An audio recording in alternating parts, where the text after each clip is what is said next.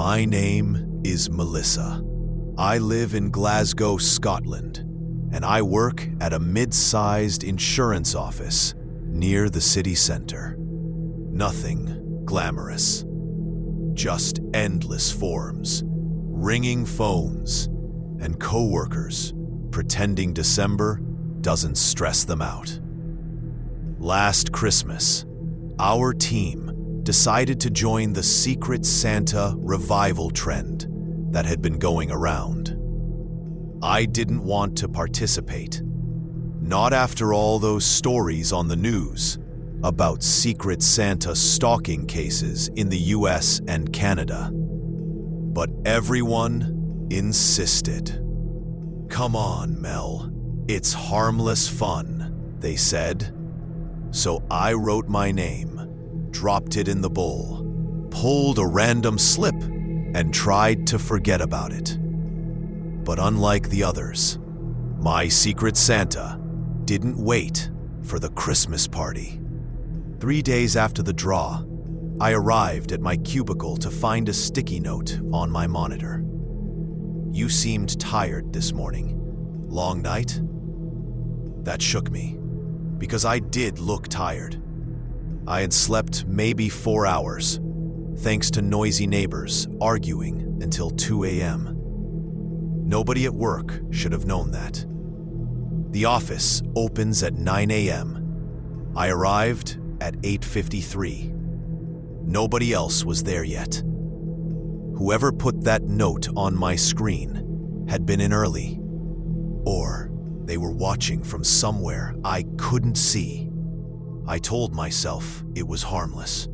Someone trying to be clever. Just a joke. But my hands kept trembling. 2 days later, there was another note. This time on the inside of my desk drawer, the one I keep closed and locked. "You really should eat lunch properly. Coffee isn't enough." I froze, because that morning I had spilled soup on my sleeve at home and tossed my lunch out before leaving for work. I didn't post about it, didn't tell anyone. Someone had seen me. Through my kitchen window? From the bus stop? I didn't know. I remembered the news reports. The one in Portland, the one in Washington, the one in Nova Scotia. Suddenly, they didn't feel like distant, weird stories anymore. I brought the note to my supervisor. She looked uncomfortable and said, "Maybe your Secret Santa is trying to be thoughtful, in a strange way." A strange way. I walked back to my desk, feeling sick. December 18th. When I pulled out my chair, I found a small, wrapped box under my desk. Red paper. Neat corners. Too precise to be rushed. Inside was a hair tie. Black. Basic. But it wasn't new. It was mine.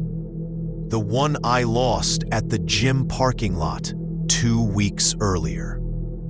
The one I had brushed off as fallen out of my pocket. There was a folded note beneath it. "You dropped this near your car. You walk fast when you're nervous." My whole body went cold. Someone was watching me, outside of work, following me, close enough to know how I moved, close enough to pick up something I dropped without me noticing. This wasn't playful. This wasn't a misunderstanding. I took everything, the notes, the box, the hair tie, to building security. They checked the CCTV near the lifts. Every time I entered the office early, a figure followed less than a minute later. Hood up, face down, always turning away from the cameras. Security pulled the visitor logs. No unusual entries, meaning it had to be someone inside the building, someone who had access, someone who walked the same hallways every day. On December 22nd, we had our office Secret Santa lunch. Everyone was laughing, opening presents, pretending not to be burnt out from the holiday pressure. I didn't enjoy any of it. My stomach felt heavy the whole time.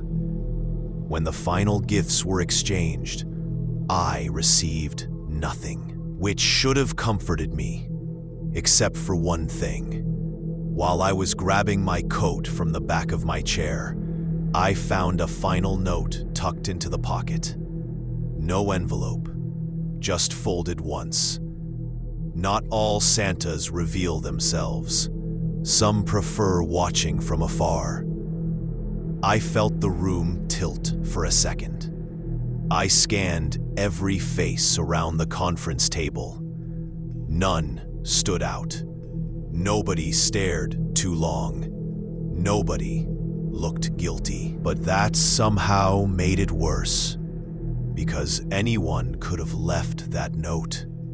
Any one of the 20 people around me. When I walked out of the building, I didn't look back. Security and the police reviewed what little evidence there was. CCTV clips, the timing of early entrances, the notes, the gift. They said the behavior matched monitoring tendencies, but there wasn't enough to identify a person or press charges.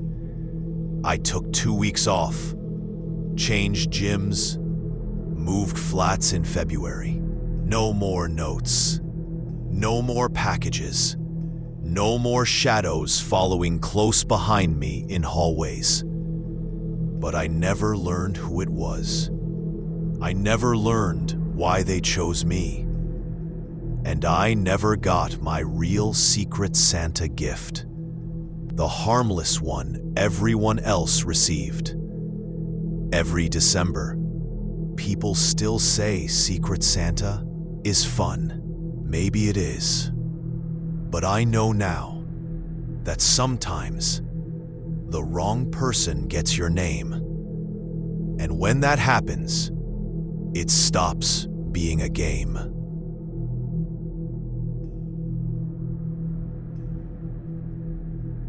My name's Aaron. I live in Spokane, Washington, and until last year, I thought Secret Santa was just harmless holiday fun. You know, cheap gifts, awkward office jokes, maybe a coffee mug with a bad pun on it. But the story I'm about to tell, it changed the way I look at people, and at December in general. It started 3 days after Christmas. Quiet morning. Thin frost on the windows. The kind of day you don't want to leave the house. I was scrolling through the news on my phone when I came across an article about a woman from Portland. Something about a Secret Santa stalker at her workplace. It was unsettling, sure, but I didn't think it had anything to do with me. Not until a package showed up on my porch that same afternoon. It wasn't from Amazon. No delivery slip, just brown paper and red twine. I wouldn't have cared much. People mix up addresses all the time. But the package had my full name written in block letters. No apartment number, no return address. I brought it inside, and the moment I set it on the kitchen counter, something in my chest tightened. It felt too personal. Inside was a Christmas ornament. Glass, hand-painted, the old-fashioned kind you'd see in antique shops. But it wasn't festive. Not really. It was a snow-covered street at night, and in the center was a tiny painted figure standing alone under a street lamp. The figure was wearing a navy winter coat, just like mine. At first, I thought maybe someone knew I liked vintage things. But then I noticed the small folded note beneath the ornament. Typed, plain, cold. You dropped your glove on 8th Avenue. You really should be more careful. My heart sank, because 2 days earlier, I had dropped a glove right after leaving the grocery store on 8th Avenue. I assumed it fell out of my pocket when I took out my keys. I stared at the note for almost a full minute. This wasn't a prank, not the type my friends would do anyway. And the timing? A strange package, right after reading about a secret Santa stalker? It didn't feel like a coincidence. I called my sister first. She lived 2 states away, but was always good at talking me down. She told me it was probably someone from work messing with me. Or maybe someone found your glove, she said, and they thought the ornament was a cute way to return it. But nobody returns lost items like that. Nobody buys a hand-painted glass ornament, wraps it in brown paper, and types a note. I checked the porch camera. Nothing. Whoever left it somehow avoided the motion sensor. The next morning, a second note appeared in my mailbox. No envelope, just folded once, clean and sharp. I like the way you walk. Confident, but cautious. Cautious, like they'd watched me long enough to make that judgment. I didn't go to the police. I know I should have, but what would I say? Someone mailed me a Christmas ornament they painted to look like me. I'd sound ridiculous. So instead, I avoided going out after dark. I double-checked the locks. I even changed my route to work. But it kept gnawing at me. Why me? Why now? Then I remembered something. 3 weeks earlier at the office, we'd done our annual Secret Santa. My gift had been odd now that I think about it. A notebook, leather cover, blank pages. But on the first page, someone had written, "Everyone deserves to have their story seen." At the time, I shrugged it off as some poetic coworker trying to be clever.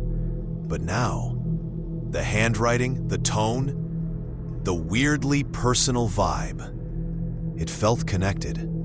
I went through my mental list of coworkers. Most were normal. A few were quiet, but nothing concerning. But then I remembered the temp worker we'd had for barely a month. Tall guy, dark jacket, barely spoke to anyone. He left abruptly the week before Christmas. No goodbye, no notice. I never learned his full name. That night, I Googled Secret Santa Stalker Portland Temp Worker Case. The article I read earlier popped up again. My blood ran cold when I reached the part that described the suspect. Tall male, dark clothing, worked as a temporary employee, left his job suddenly. Name, Caleb W. I sat frozen, because the temp at my office, his first name had been Caleb. I checked the old staff directory. His last name wasn't listed on the public sheet. I barely slept. 2 mornings later, the third and last package arrived. Same brown paper, same red twine. But this time, the box was heavier. Inside wasn't a gift. It was my missing glove, the one I dropped on 8th Avenue. Clean, folded, smelling faintly like someone else's laundry detergent. And beneath it, another note. I've been following your story. The Portland girl wasn't the only one who deserved a gift. You do too. My hand shook so hard, I nearly dropped everything. That line, the Portland girl. He knew I read the article. He must have seen me somewhere. Maybe at the coffee shop. Maybe on my way home. Someone was watching, studying, choosing. I called the police immediately. They took the packages, the notes, the ornament. They asked 100 questions. Where I walked, who I knew, whether anyone had confronted me, whether I noticed anyone following me. They said my description matched the stalker's pattern. Personalized gifts, typed notes, knowledge of the victim's routine.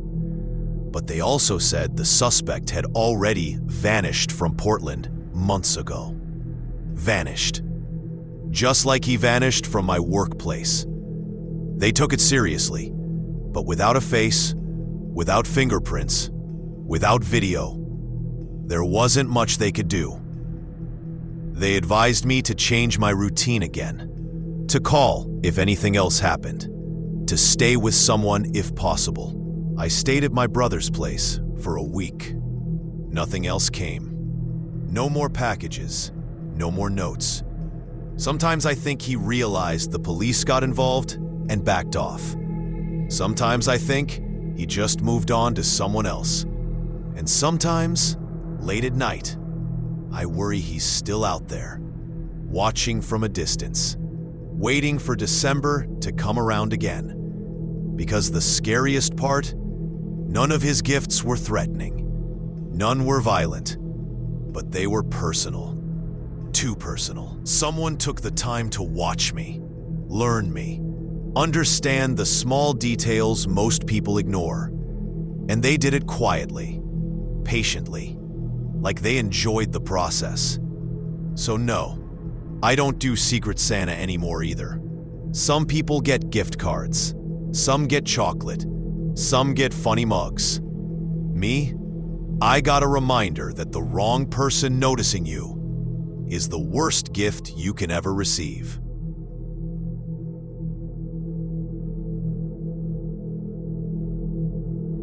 My name isn't important. I'm only sharing this now because December brings back the same cold feeling in my stomach. And maybe saying it out loud will help. I used to work in a medium-sized logistics company in Portland, Oregon. Gray cubicles, burnt coffee smell, and people who nodded good morning without really meaning it. It wasn't hell, but it wasn't exactly a dream either.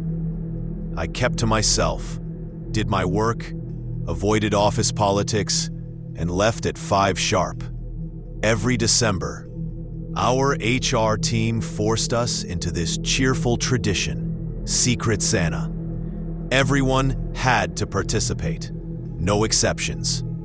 I hated it, pretending to be festive with people who barely knew me, but rejecting it would make me the difficult one. So I scribbled my name on a slip and tossed it into the bowl like everyone else. The rules were simple. Gift under $25. Keep your identity hidden. Drop the present in the designated box by December 22nd. Nothing complicated. I'd done it 3 years in a row without incident. But the 4th year, that was different. December 10th. It started small. Just a note on my desk.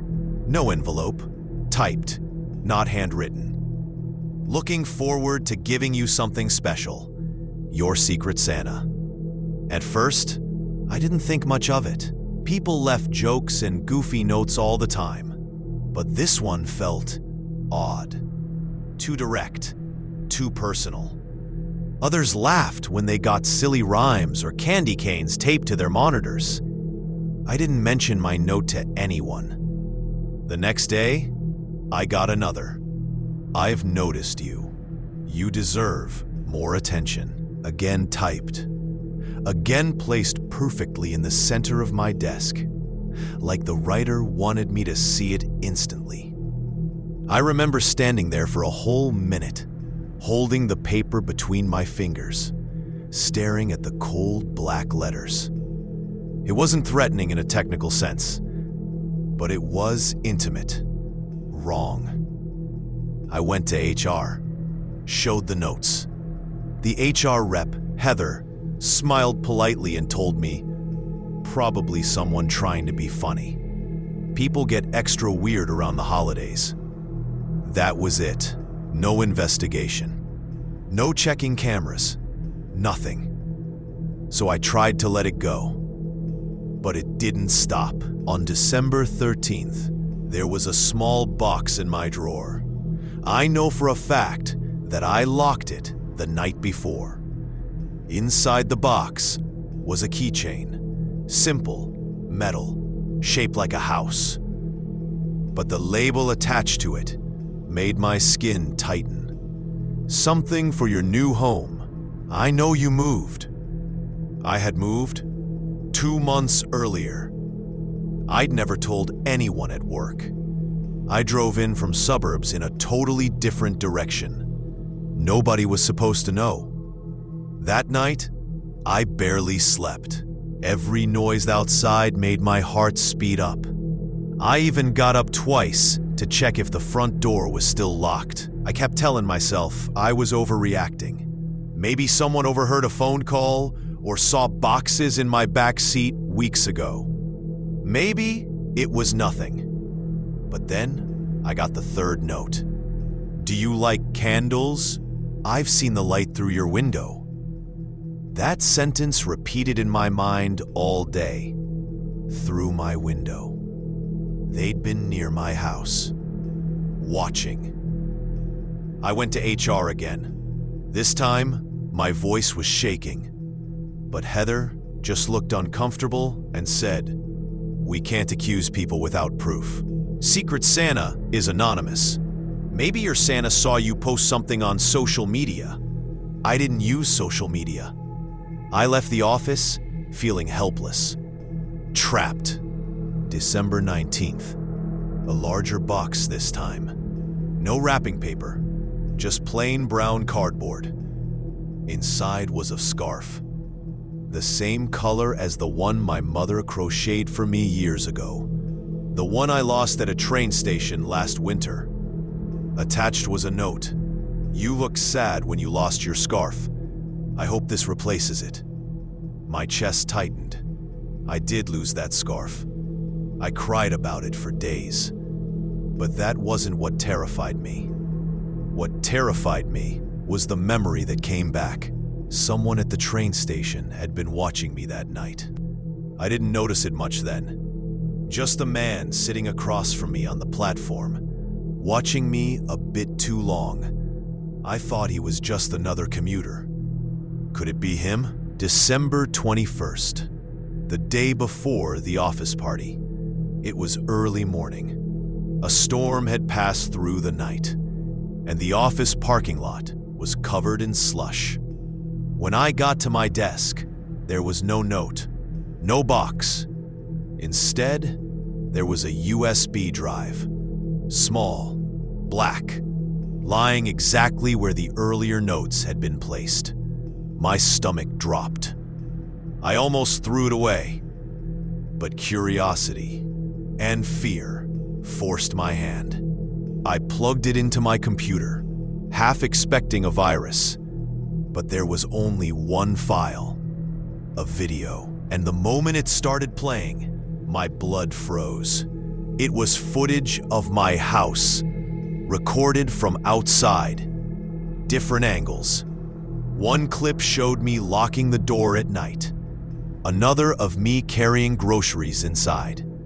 Another of me folding laundry near the window. All shot secretly. All very recent. The final clip zoomed slowly, almost lovingly, toward my bedroom window.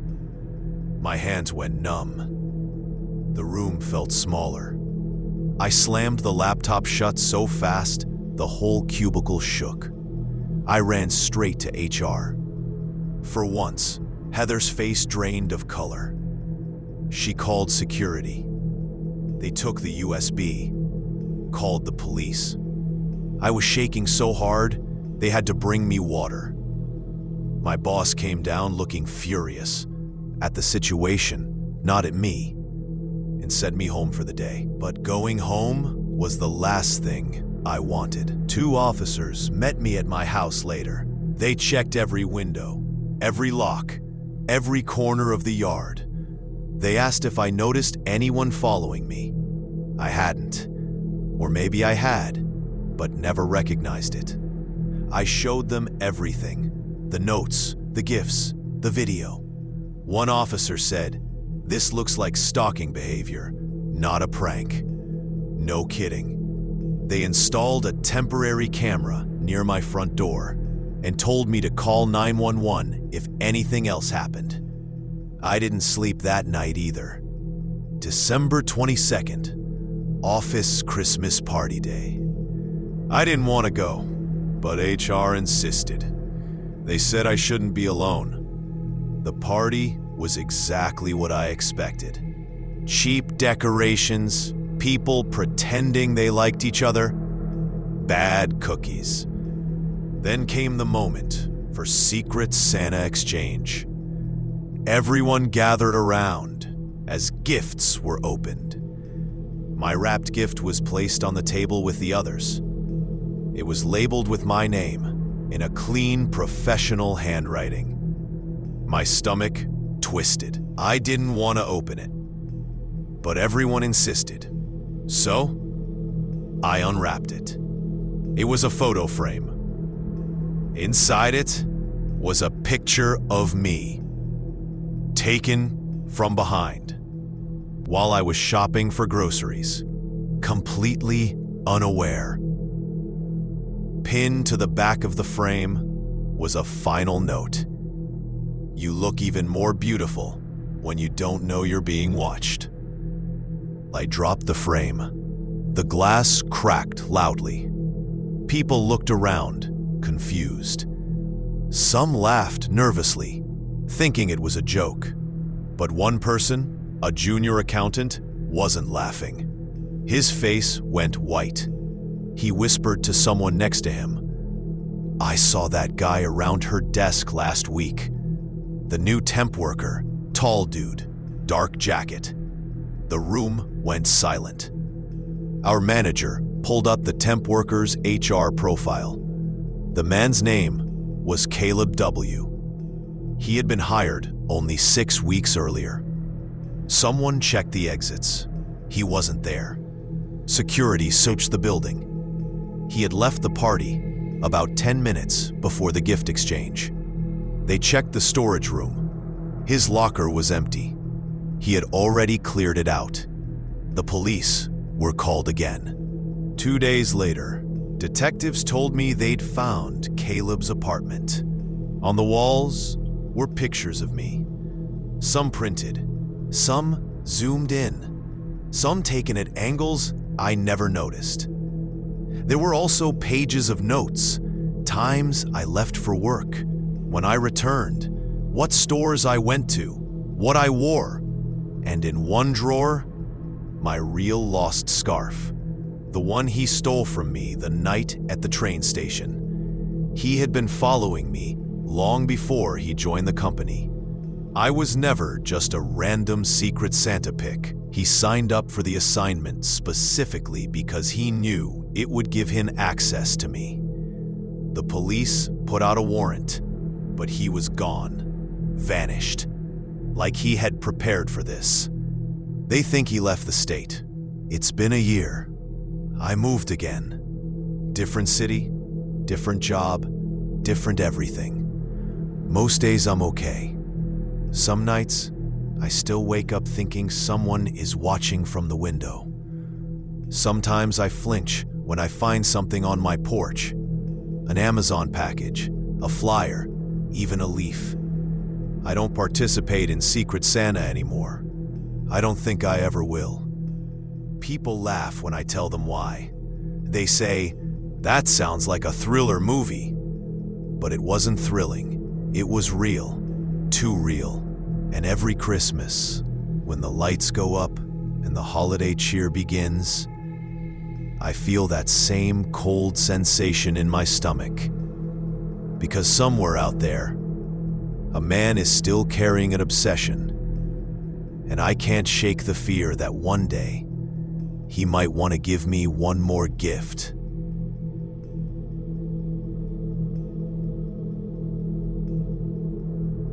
My name is Claire. I live in Halifax, Nova Scotia. And up until last year, the scariest part of December for me was wondering if the buses would stop running in the snow. But the story I'm about to tell didn't happen in a blizzard or in some dark alley. It happened in my office, a plain accounting firm, where the most exciting thing we ever discussed was whose turn it was to refill the printer paper. Every December we did two things: an ugly sweater contest and a secret Santa draw. Nobody loved it, but nobody hated it either. It was just one of those corporate traditions you accept. The year everything changed, I remember we all gathered in the conference room. Stale coffee, cheap decorations, people pretending to be cheerful. HR placed a plastic bowl in the center of the table, containing folded slips with each employee's name. When it came time for me to pick, the bowl felt lighter than usual. I unfolded my slip and frowned. It was blank. Everyone else seemed fine, smiling, mumbling their assigned names. I held up my slip and said, "Hey, there's no name on mine." People joked. "Lucky you. Freedom from gifting." HR shrugged it off, said it must have been a printing mistake, and told me they'd assign me someone manually later. I didn't think about it again. Not until the next morning. When I got to my desk, a small white envelope was waiting. My name, typed on the front, too neatly. No handwriting. Inside was a printed note. "You didn't pull the wrong slip. I pulled yours." I remember staring at that line for a long time. It didn't feel playful. It felt measured. I showed it to my coworker, Jenna. She laughed and said, "Someone's trying too hard to be mysterious." I wanted to believe her, but later that day, while everyone else chatted and joked, I noticed something strange. Every time I walked past the glass wall near the break room, I saw a reflection. Someone sitting at their desk, facing the window, not working, just watching me. A guy from IT named Mark. Quiet, always wore headphones, avoided small talk. I told myself I was imagining it. 2 days later, another envelope appeared. This one was slid halfway under my keyboard.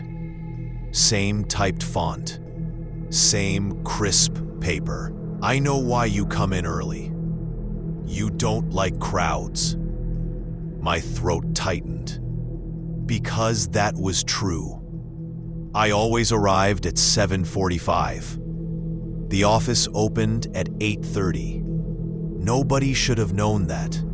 Nobody bothered to show up that early except me, and sometimes the cleaning staff, and Mark. I tried to shake it off again, but something in my stomach stayed twisted. At evening, while eating dinner alone, I turned on the TV. There was a short news segment. Portland police continue search for secret Santa stalker suspect. My fork froze midair. I remembered hearing vague rumors about a case in the US. Someone using secret Santa to stalk coworkers, leaving gifts and watching their homes. I turned the volume up. The anchor mentioned phrases that made my skin crawl.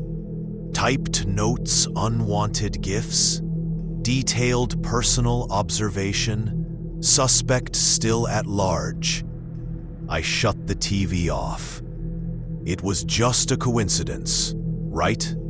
That kind of thing didn't happen in small Canadian offices. Not to people like me. December 20th, 4 days before Christmas. When I reached my desk, there wasn't an envelope this time. It was a small package, wrapped in brown paper, tied with red twine. My breath caught. I didn't want to touch it, but curiosity clawed at me. Fear mixed with the stubborn need to know. I opened it carefully. Inside was a travel coffee mug, the cheap metal kind. But when I lifted it, I realized it wasn't empty. There was something inside. My hands shook as I unscrewed the lid. Inside were earrings.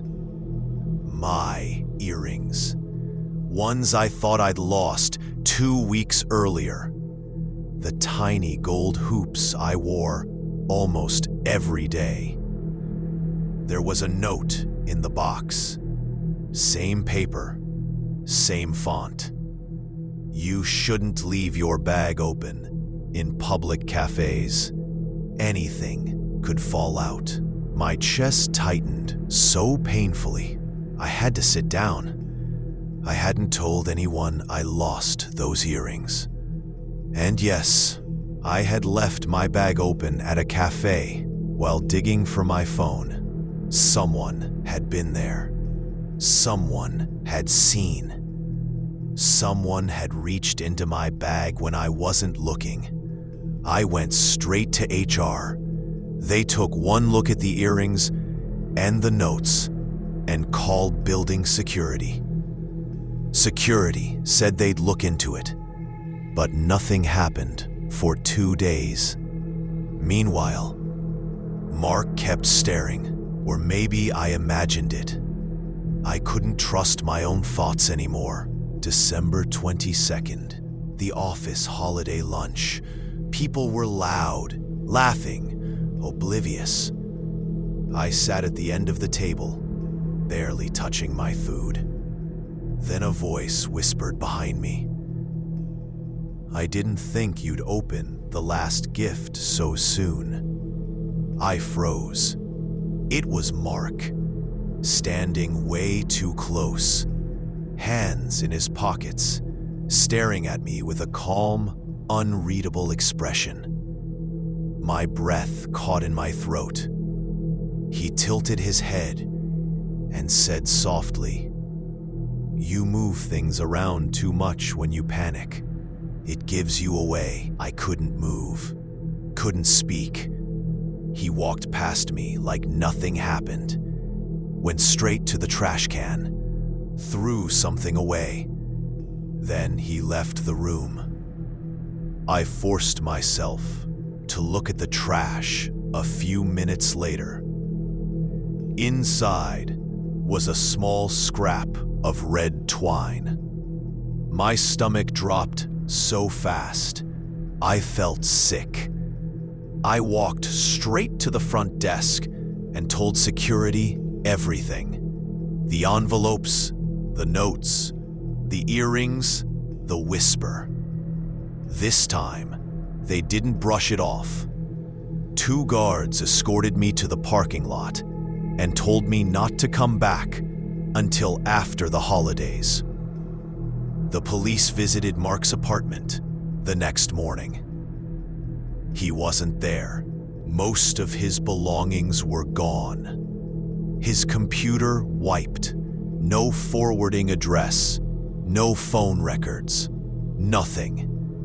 The only thing they reportedly found was a notebook with dates and times written in columns. Who arrived early? Who stayed late? Who walked home alone? My name was in the list. The officers told me there wasn't enough to charge him with anything. No threats, no violence. But they believed my fear was justified. I moved apartments in January, changed my route to work, started attending therapy. I'm okay now, mostly. I don't look over my shoulder as often. Not every sound outside my window makes me jump. But Secret Santa? No. I don't participate. I can't, because I know how it can go wrong. I know how anonymous fun can become something else entirely. In the bowl that year, I didn't draw the wrong name. Someone else drew mine. On purpose. And that knowledge, that someone chose me quietly, deliberately, is something I'm still trying to forget.